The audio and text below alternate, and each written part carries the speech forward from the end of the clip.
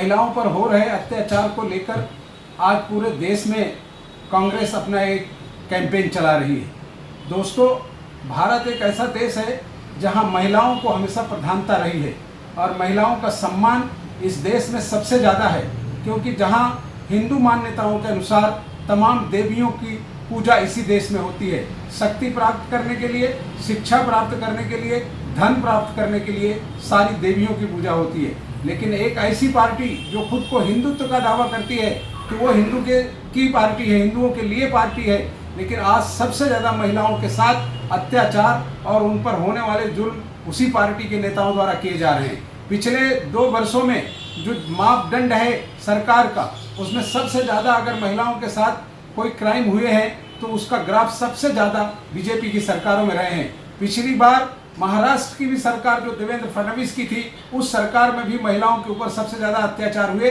पूरे देश ने इस बात को देखा और सबसे अफसोसनाक बात यह है कि जो जनप्रतिनिधि हैं बीजेपी के, चाहे वो सांसद हों चाहे वो आमदार हों, इस तरह की कृत्य में, इस तरह की घटनाओं में सबसे ज़्यादा शामिल हैं।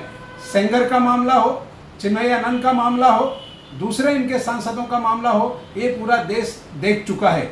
आज जिस तरह की घटना उत्तर प्रदेश में हुई, जिसकी वजह से एक वाल्मीकि समाज की बच्ची के साथ जो अन्याय हुआ, न सिर्फ हिंदुस्तान बल्कि दुनिया भर में इसकी गूंज हुई और आज उस घटना को लेकर देश भर में लोगों के अंदर गुस्सा है। लेकिन उसके बावजूद भी इस पार्टी के नेताओं को शर्म नहीं आती कि बजाय अपराधियों को सजा दिलाने के आज वो अपराधियों के साथ खड़े हैं। इसी तरह से कठुआ के केस में भी वो अपराधियों के साथ खड़े रहे, सेंगर के मामले में भी अपराधियों के साथ खड़े रहे और जिसके साथ अपराध हुआ उसके परिवार को जलाया, उसके परिवार को मारा, गाड़ी उसे एक्सीडेंट किया। तो इससे ये लगता है कि ये पार्टी न सिर्फ महिलाओं का अपमान करती है बल्कि देश की महिलाओं को वो न्याय भी नहीं देना चाहती। कांग्रेस के तमाम वरिष्ठ नेताओं ने जिस तरह से सरकार को चिताया संसद में और सड़कों पर भी, उससे ये लगता है कि आने वाले दिनों में इस देश की महिलाओं को न्याय मिलेगा और इस देश की महिलाओं को न्याय मिलना चाहिए। जिस देश की नारी का अपमान होगा वो देश कभी तरक्की नहीं कर सकता। इसलिए मैं कांग्रेस के इस कैंपेन में पूरी ताकत के साथ महिला सशक्तिकरण के वर्ष में और महिलाओं के लिए हम खड़े रहेंगे।